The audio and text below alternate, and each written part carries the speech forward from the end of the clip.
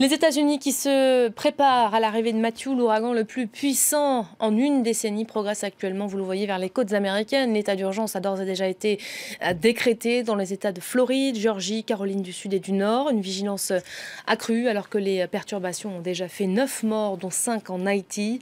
L'île se remet difficilement du passage de Matthew. À Cuba, où l'ouragan sévit actuellement, on espère des heures moins difficiles. Inès Olagaray.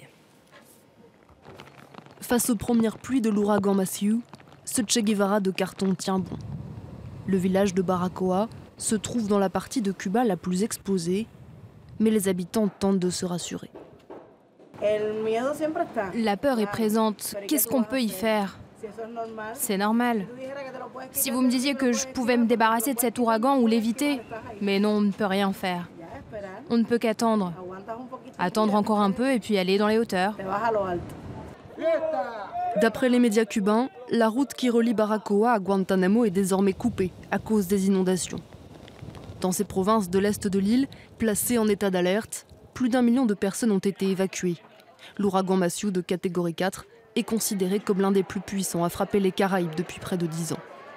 L'Institut de météorologie cubain prévoit de fortes pluies, de violentes rafales de vent et des lames de fond sur le littoral. Les habitants de Guantanamo ne sont pas préparés pour un ouragan, encore moins de cette catégorie-là. Regardez les maisons comme elles s'effondrent. L'intensité de l'ouragan Matthew est redoutée aussi sur la côte est des États-Unis. La Géorgie, la Caroline du Nord et la Caroline du Sud se préparent déjà à affronter les intempéries en faisant évacuer les zones côtières et en barricadant les habitations.